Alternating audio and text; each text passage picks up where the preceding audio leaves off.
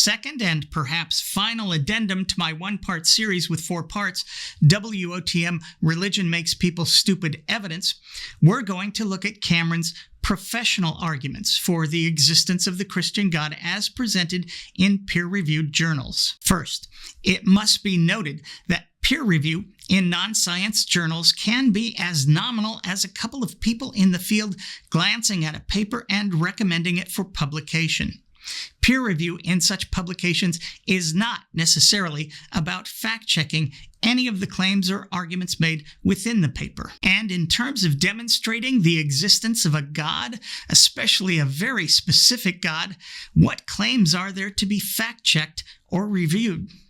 If there are no experiments detailed in these papers to test the arguments, providing some actual data to be examined, then there's really nothing to review other than the structure of the arguments and maybe, I don't know, the grammar, the punctuation, maybe the syntax. It should also be noted that there are serious problems with the peer review system for scientific journals, which are empirically based. So one can only imagine the problems with peer review lurking in non-scientific fields and journals, especially philosophy and theology. Sixth, who are these people making these professional arguments pointed to by Cameron?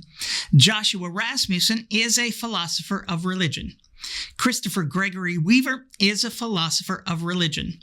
T. Ryan Byerly is a philosopher of religion, as is James Anderson, Richard Swinburne, Robin Collins, and Philip Talon. I'm reminded of Mark Twain's comment regarding the 8 witnesses to the Book of Mormon, 3 of whom were Joseph Smith and his 2 brothers, and the other 5 were either Whitmers or married to Whitmers. I could not feel more satisfied and at rest if the entire Whitmer family had testified. Philosophers of religion working at religious institutions where loyalty oaths are required, publishing in peer-reviewed journals of said religious institutions.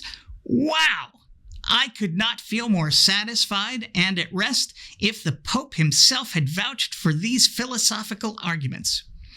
Of course, even then, they still wouldn't constitute actual evidence. For the record, Cam, my buddy Aaron Ra has a terrific definition of evidence. Not mere candidate evidence, but actual evidence. A body of objectively verified facts that are positively indicative of and or exclusively concordant with a hypothesis over any other. When you get some of that, let me know. Let us all know. Finally, regarding Cameron's cumulative case, a number of viewers pointed out that speculative arguments plus more speculative arguments don't add up to actual evidence. A little more brutal was this. Lots of bad arguments plus lots of bad arguments does not equal a good argument.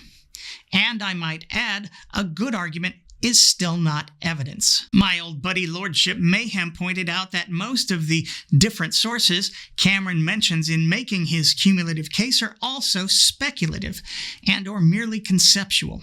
Philosophy, metaphysics, aesthetics, ethics, etc. And the 2 scientific fields he mentions, physics and cosmology, deal only with the natural world, rendering them entirely unable to provide evidence of the supernatural or supernatural beings.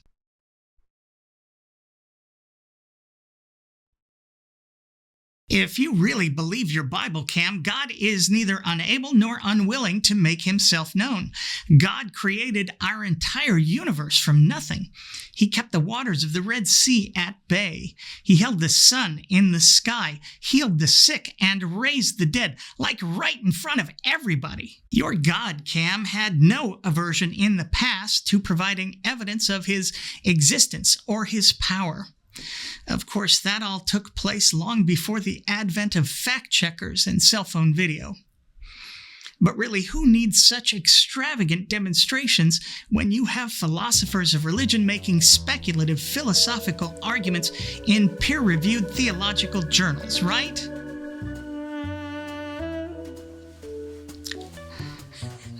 Once again, I'm me. Thanks for watching.